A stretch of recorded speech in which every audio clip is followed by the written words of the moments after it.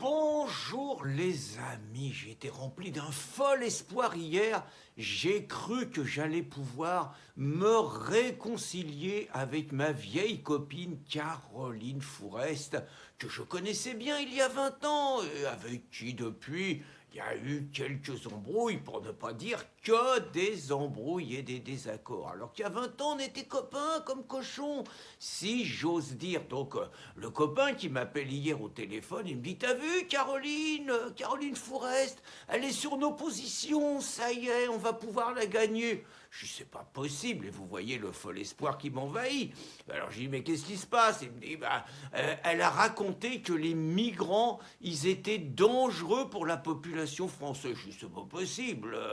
Caroline qui tient des propos racistes, Caroline qui tient des propos fascistes, c'est pas possible. Donc je me suis précipité parce qu'il paraît que c'est un scandale. Il paraît que tout le monde dit qu'elle est comme Zemmour, qu'elle est comme Marine, qu'elle est passée dans la face obscure et tout. Donc je me suis précipité pour réécouter la vidéo.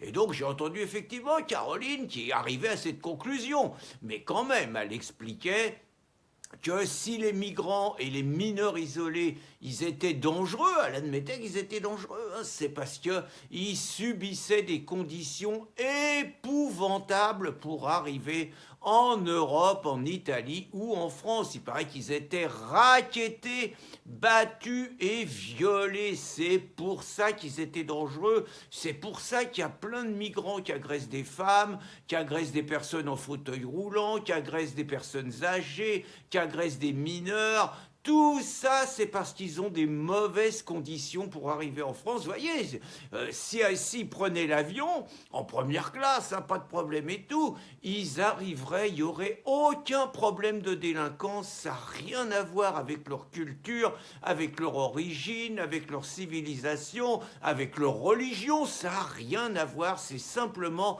les conditions de transport.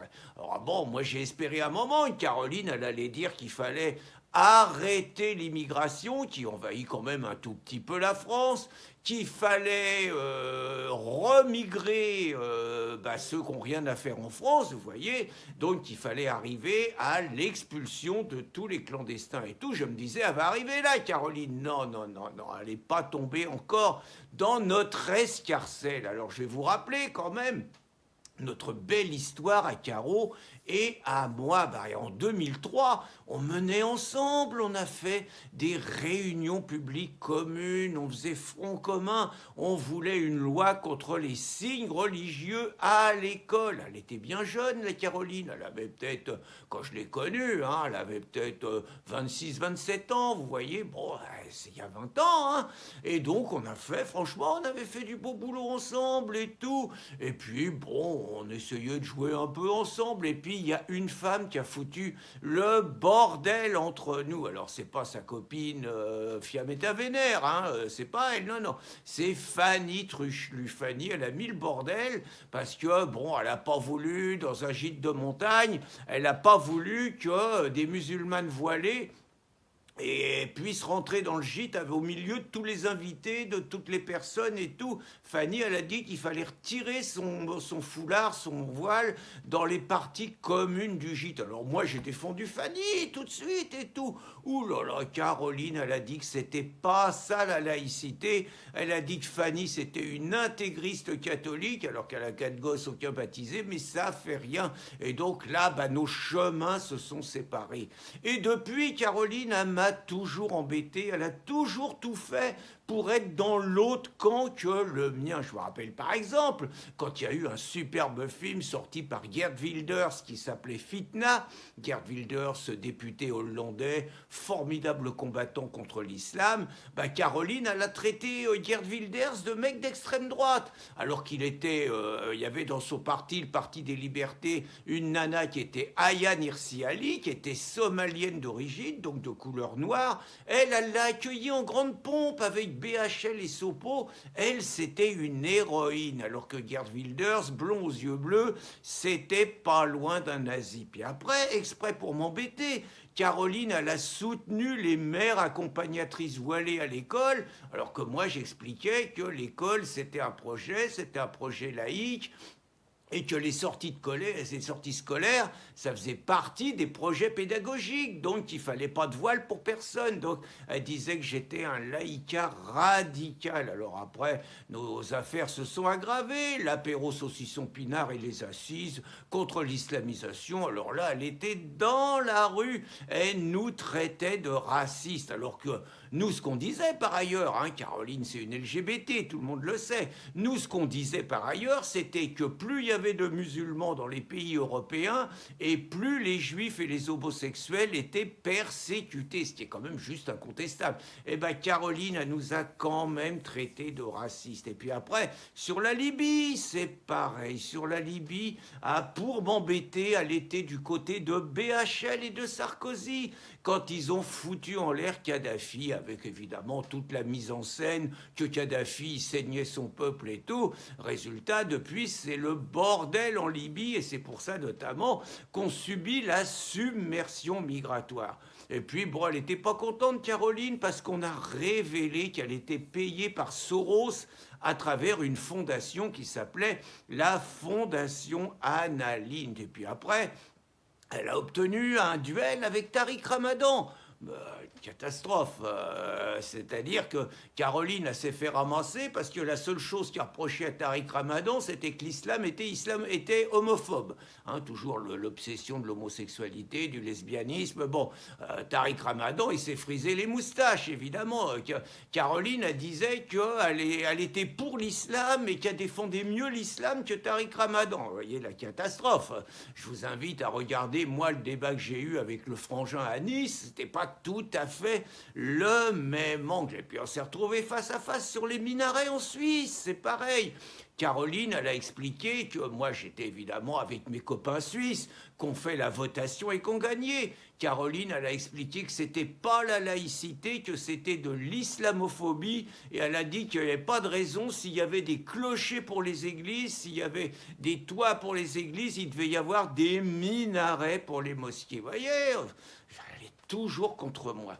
Et puis alors je vous dis pas le mariage homo, alors là Caroline elle a sorti le grand cinéma, elle a orchestré une attaque des femmes contre le cortège de Civitas. Évidemment, les gars se sont un peu défendus et Caroline, elle est tombée par terre et elle a raconté partout qu'il y avait 6 paires de rangers qui avaient piétiné la tête, le corps, qu'elle était handicapée à vie, les vertèbres et tout. Mais le problème, c'est qu'elle était sur tous les plateaux de télé dès le soir, elle a été sur tous les plateaux de télé pendant 48 heures et on n'a pas vu la trace d'une blessure à rien. Alors soit les fachos, c'est des bons à rien, là, c'est des tocards, soit la Caro, elle a peut-être un peu chargé la mule. Et puis, elle est tombée amoureuse de la cheftaine des femmes, qui était hétéro. Ça a compliqué un peu les choses. Elle a écrit tout ça dans un livre hein, qui s'est arraché. Elle a dû vendre 500 exemplaires.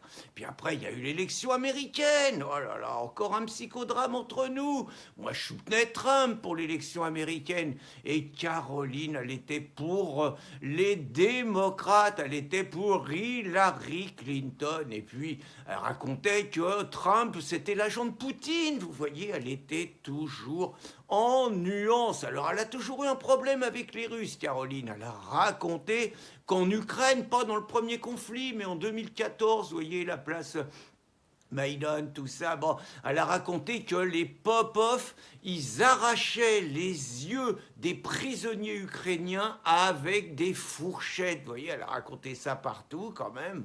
Bon, c'était pas très très sérieux. Alors qu'est-ce qu'elle a dit d'autre? Elle a dit aussi sur un plateau de télévision que la France, il fallait faire gaffe.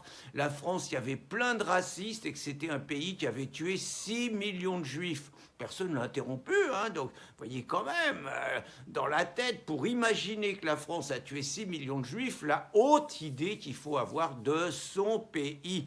Puis évidemment, sur la Syrie, elle était contre Bachar el-Assad, mais elle disait quand même qu'elle était contre Daesh. Or, et qu'elle était contre les Russes. Mais c'est Bachar el-Assad, soutenu par les Russes, qui a empêché Daesh, soutenu par les Américains, de prendre le pouvoir. Juste petit détail. Puis, mais ça, c'était passionnel. Elle m'a fait un procès, elle m'a traîné devant la 17e chambre parce qu'elle a dit que c'était moi le chef de riposte AX, ce qui n'était pas le cas.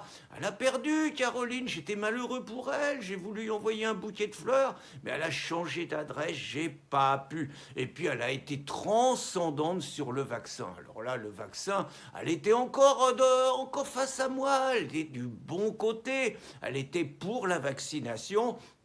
Et elle a commencé à sonner la charge contre les non-vaccinés. Elle a raconté que sa patience était à bout, qu'elle arrivait au bout des limites et tout. Et puis après, ils se sont tous déchaînés, le gros, le chip, tous les abrutis sur les plateaux de télé. Mais c'est Caro qui a sifflé un petit peu le début de la campagne. Vous voyez, elle est bien.